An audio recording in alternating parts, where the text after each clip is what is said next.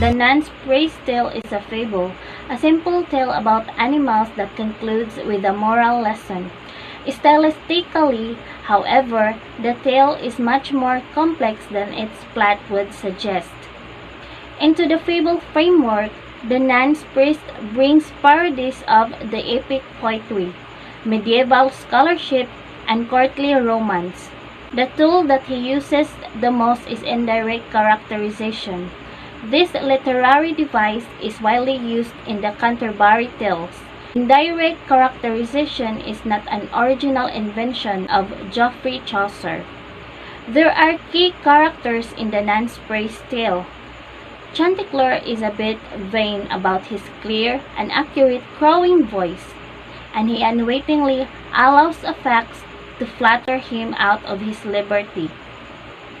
Chanticleer's favorite wife in the Nun's praise tale is equal in his looks, manners, and talent. Lady Berthelot, the hen. She is in love with Chanticleer and easily swayed. And lastly, Sir Russell the Fox, the demon that Chanticleer had a nightmare about, seen as a treacherous murderer in the eyes of the reader, should not be conceived as evil.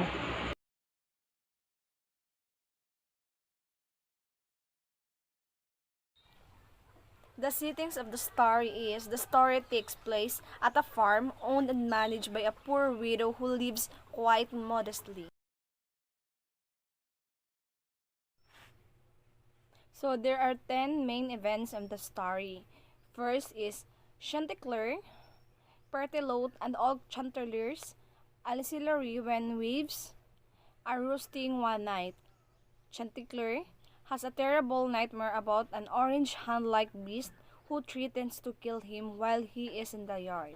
The second one is fearless Berthelot berates him for letting a dream get the better of him. She believes that dreams to be a result of physical malady, and she promises him that she will find some purgative herbs. And next is, in order to convince her that his dream was important, he tells the story of a man who dreamed a murder and then discovered it. And that very night, a hairy fox stalks Chanticleer and his waves watching their every move. So the next day, Chanticleer noticed the fox while watching Butterfly, and the fox confronts him with a dissimulating courtesy, telling the rooster not to be afraid. And next, Chanticleer relishes the fox's flattery of his singing. He beats his wing with pride, stands on his toes, stretches his neck, closes his eyes, and crows loudly. The fox reaches out and grabs Chanticleer by throat, and then slings away with him back toward the woods. No one is around to witness what was happened. Chanticleer very cleverly suggests that the fox turn the boost to his pursuers.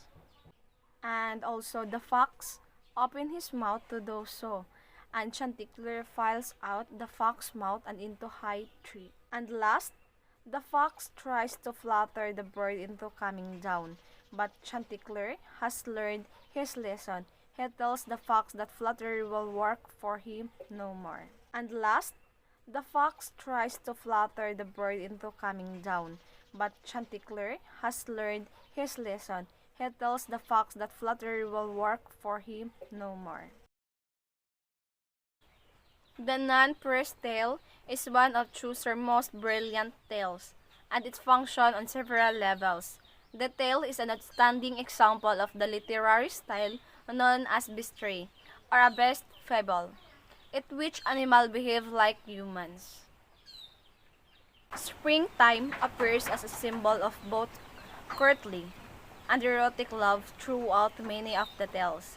Both Knight's Tale and Nun'S Tale are set in May, the time of courtly love and wooing.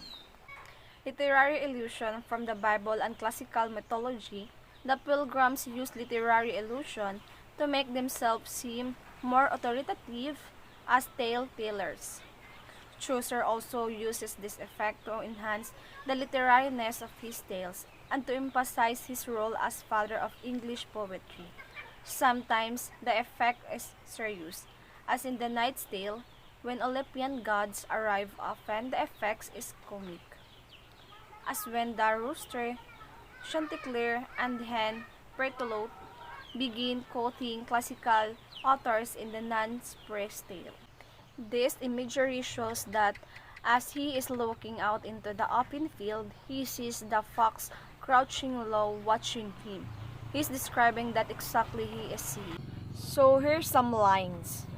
For when I see the beauty of your face, you are so rosy red beneath each eye. Line 197198. Now one of them was lodged within a stall, far in a yard, with oxen of the flow.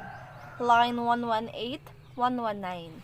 People rose are torn the cart to ground, and in the center of the dung they found the dead man, lately murdered in his sleep. Line 169171. All in the sand, abating merrily, lay Partelote with all her sister by, there in the sun. Line 265267.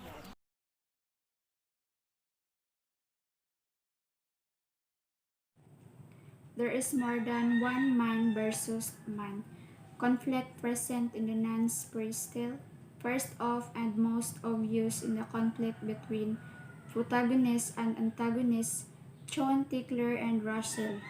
Conflict happens between these two characters because Russell the fox tries to steal and eat John Tickler the rooster. Third person, the nun is telling the tale about the chicken and the fox. The rooster was being taken away by the fox, and he realized that he shouldn't have been so self-absorbed and recognized an enemy when he sees one. This was a situation Chanticleer would have to get himself out of. The tale is told from the point of view of Chanticleer. One night he has the dream of a fox pursuing him and killing him. When he wakes, his wife, Lady Fertilot, tries to convince him that it was just a dream and that it has no meaning. The main theme in Chaucer's The Nun phrase tale is pride. Chanticleer is a proud rooster whose pride almost cost him his life. Fertilot is a proud hen whose pride keeps her from recognizing the warning in a dream. The fox too is proud, and while he catches Chanticleer by fleeing on the rooster's pride, he loses the bird through his own desire to boast. Depiction of the different social classes of the 14th century CE as well as clothing worn, pastimes enjoyed, and language or expression used. In the Canterbury Tales, Chaucer tells us not only about social change and religious diversity in his society but also about everyday life.